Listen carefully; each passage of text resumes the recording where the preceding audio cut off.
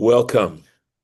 Baruch atah Adonai Eloheinu melech haolam asher kitshanu b'mitzvotav v'tzivanu la'asok b'divrei Torah. Amen. So, thank you. We are actually, in this Parsha of Mishpatim, we're actually dealing with some really lovely basic social laws. And so here we go. Im kesef talveh, if you lend money, okay, if you lend money, literally silver, of course, et ami, to my people, et he'ani imach, that is to the poor person who is with you, lo tieh, you should not be, going here, lo kenoshe, you should not be to him as a creditor. Lo tesimuna alav neshech, you shall not place interest upon him. And this is a very significant law, at least the way it's treated within the tradition is actually extremely significant and really speaks about various ways in which interest is charged. And in trying to reflect on the very reason or the nature or the essence of this law, first of all, I think the Torah tries to make it very clear that we don't own anything. And of course, that begs the question of what exactly do you mean by owning? And at least on a primary level, owning has to do with controlling, right? Somehow having it completely under your control. And we don't. We don't. That we should look at our possessions as essentially loans that God has loaned us for the duration of or during certain points of the duration of our lives. Because ultimately, when we leave this earth, all of it has to go back. So there's a very important value in that somehow in the back of our minds, we need to know that. So that it means that if we are in a position to help someone else, and of course it talks specifically about a poor person, we should not take advantage of the fact that we might be in a better position than that person. And you'll see in the Rashis how Rashi takes the tradition and helps us understand this better. And there's a wonderful statement that I tend to remember, which says that God wants different things from the wealthy and from the poor. So from the wealthy, God wants to see if they will share and be able to do many, many acts of chesed, many acts of kindness because of the position that they're in, that they are wealthy and that they're blessed with all these different resources. And from a poor person, God wants to see if they will choose not to steal. Because sometimes people who are poor feel justified in taking from those who have. So, just a little bit of background regarding this. So, we're going to go into the Rashis now. So, im kesef tolve, if you lend money, excuse me, sorry. Okay. Lenny, did you have a question? No, I was just repeating. Okay. Tove means Tilve, tilve, it means to lend. to lend, yeah. Et ami, right.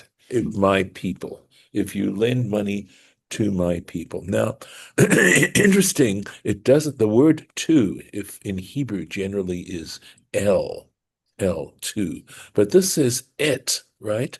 And the word et generally isn't translated grammatically. It usually takes the place of or at least it indicates a direct object of the sentence, the direct object of the sentence. But the word it can also mean with. So we could translate this as, lend money with my people. Here we go.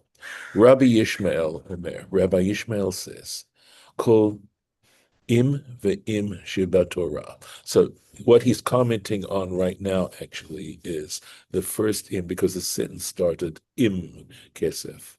And usually the word im, Rabbi Yishmael is going to say, it means it's provisional. In other words, if.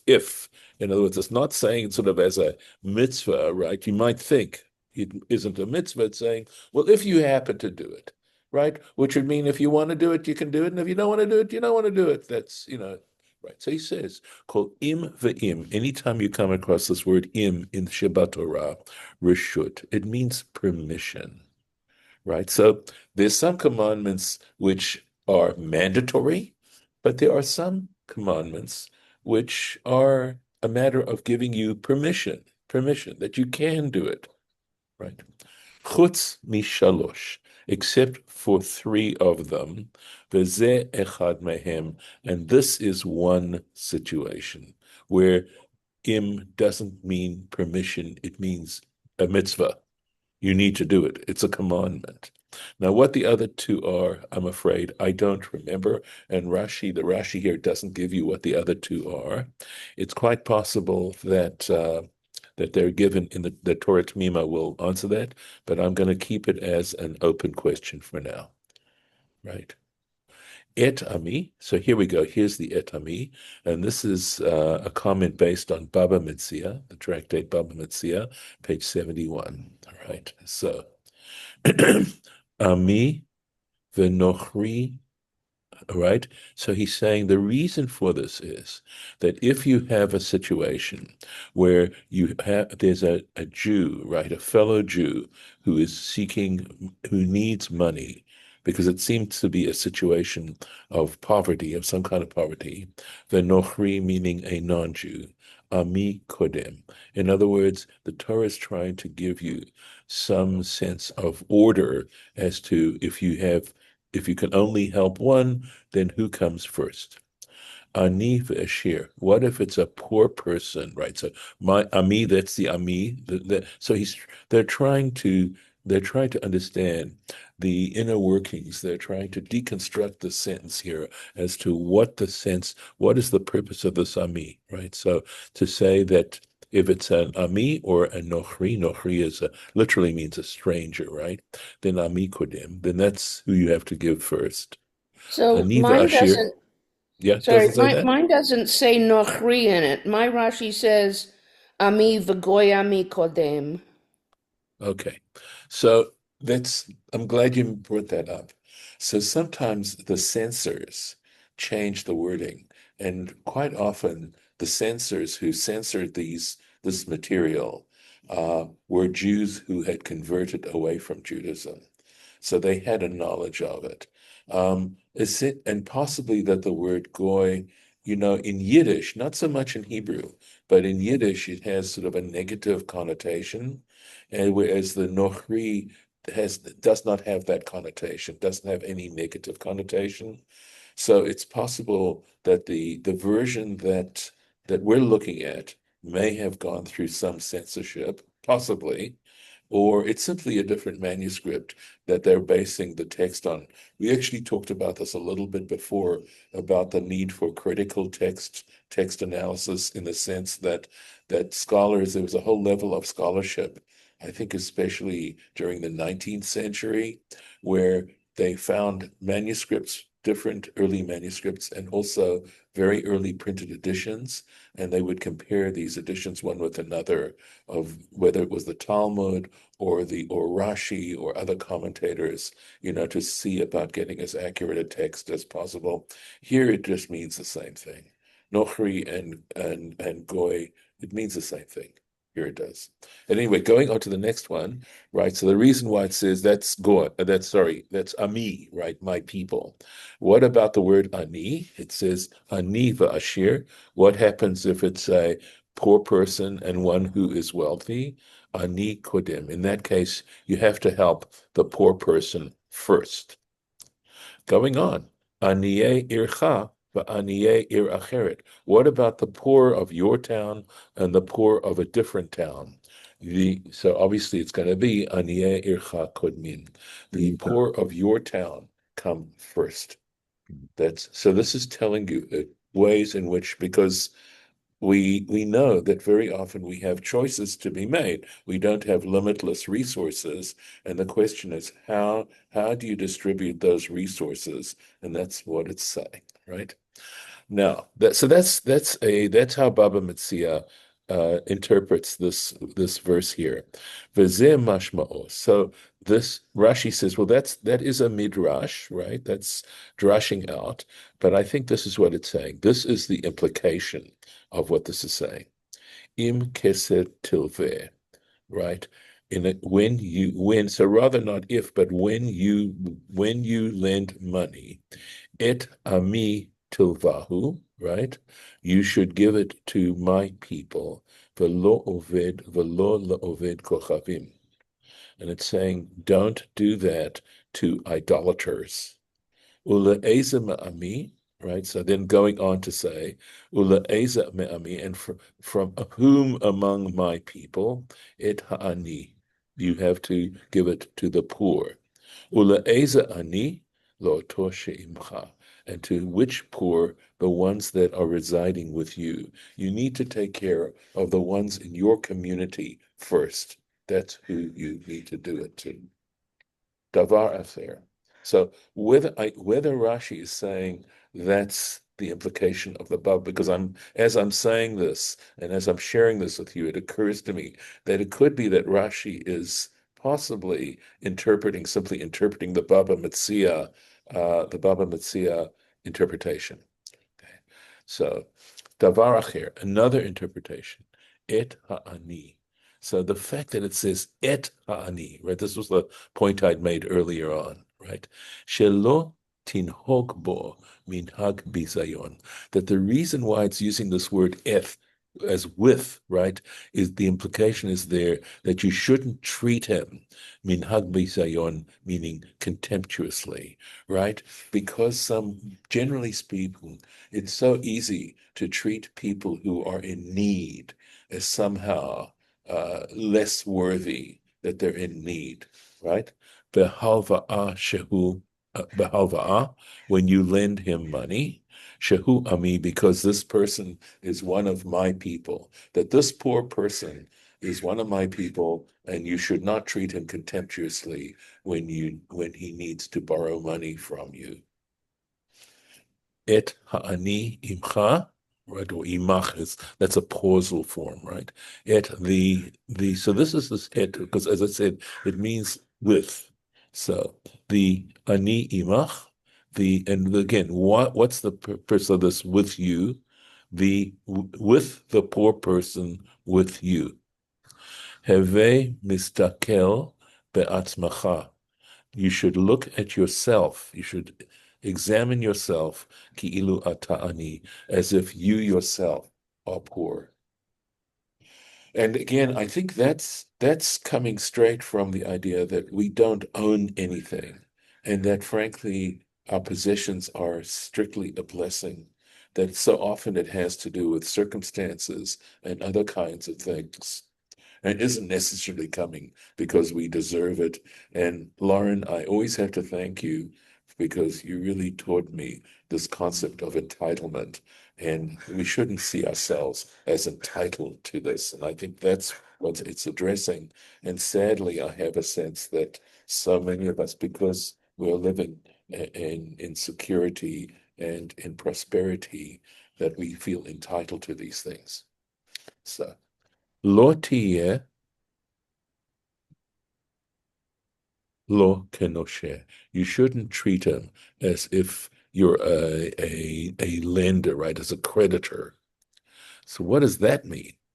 Lo. So in other words, if a lender or creditor, right, means they have a lot of sort of legal rights over this transaction. And so what this means is lo titba enu b'chazaka. You shouldn't force him to repay. You shouldn't force him. B'chazaka means with strength. Right? Im ata yodea, if in fact you know she'ein lo, right, that he can't repay you.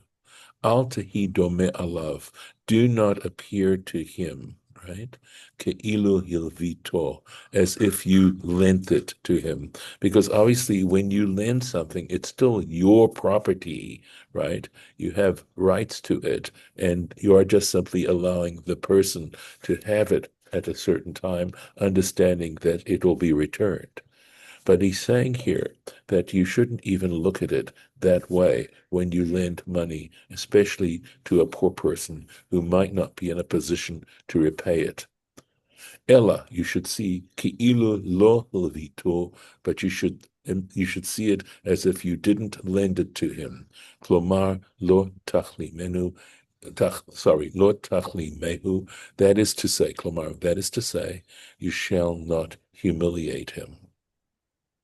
So obviously, if you've ever been in a position where you've had to borrow money because of, because of some level of poverty, it's humiliating. The very fact that you have to do it is a level of humiliation.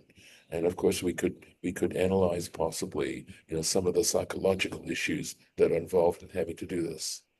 So, at least from the way I'm looking at it, this is a very humane law, and we've come across laws that haven't appeared, at least on the surface, don't appear so humane.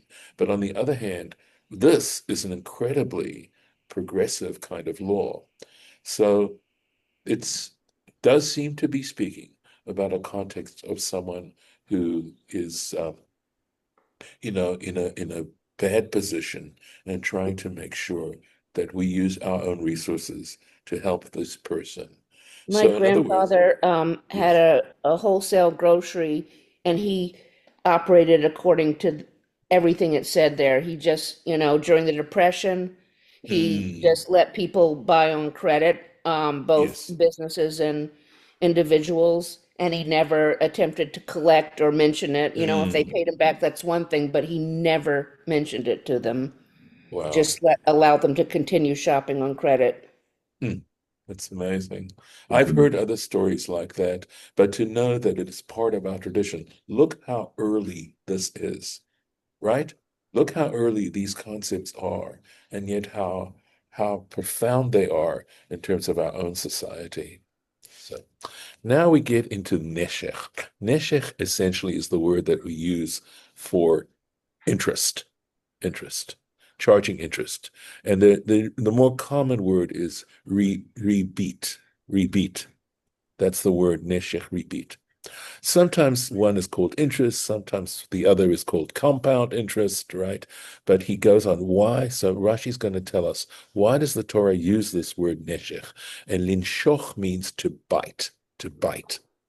Shehu keneshichat nachash. So also, right, we've got this play on words, right? Neshech and nachash. It is like the bite of a snake. Shinoshech chavura ktana. Because when a snake bites, it's a small wound. The wound itself is small, beraglo, in a person's leg, a person's foot. They may bite the foot, and it's just a small little uh, uh, incision, you might say, right? Ve'eno margish, and to a point where he might not even realize that the snake has bitten him. Upitom who mevatzbetz, and all of a sudden, this particular wound starts to swell. Ve'nofeach, it's another word that means essentially to swell, right? Ad kod to his head, up to his head. Gets bitten in the foot, very small, slight lesion, and of course, the poison just affects his entire body. Kach repeat. Interest is very similar. It acts the same way. Enor margish, to begin with, it seems so insignificant. It's a small amount, right? Ve'enor nikar, and you don't even pay attention to it to begin with. Ad she haribit tole umechasro, ole, sorry, until the interest goes up, umechasro mamon harbe, and it takes away a lot of money from him. Again, it is the truth of this, of course, is profound. And it's exactly the way in which interest works. And look at the way the Torah looks at this as being an essentially a terrible way in which people treat one another and can take unfair advantage. And I can tell you from the little that I understand regarding the laws of interest, they are rigorous. about not charging any kind of interest in terms of such a transaction.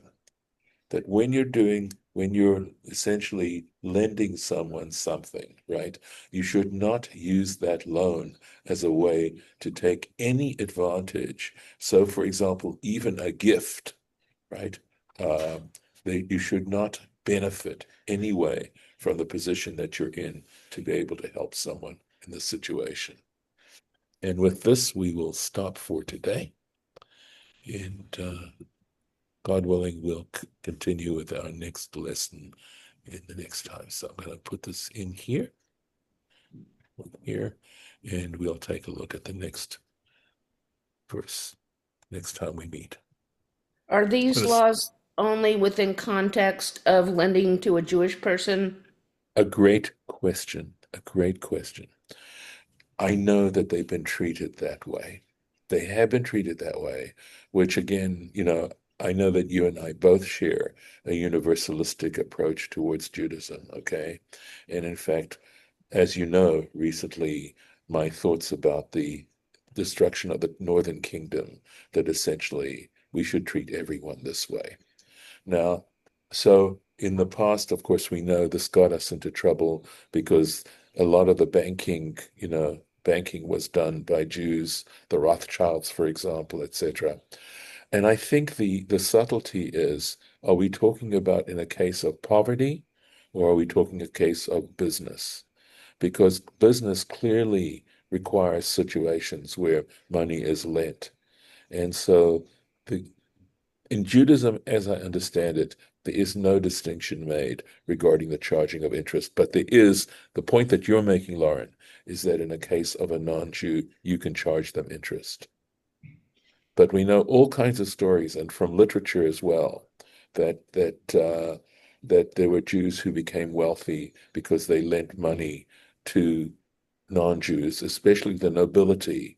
And then what happened was, of course, the nobility was in a position when they didn't want to pay back, they would kill the Jew or imprison them or simply use their Take it position back. not to pay back. Correct? They would pay back, right? In many cases, they were legitimate. But Yeah, Jews were barred from the trades, and correct. Christians were barred Right. from money lending, That's Right. and correct. the capitalism was starting to develop based on money at Yes. around that same time. Right. So it was helpful to the economy to have some ability for people to borrow and in order to lend and also make your own living and help your community who couldn't perform in the trades, you had Right. to charge some interest, hopefully Right. enough to, Yeah. live, but you also have to donate to your community because they can't get jobs. Right. Right. So the issue is, what's considered usury, right? What's Right. usurious interest?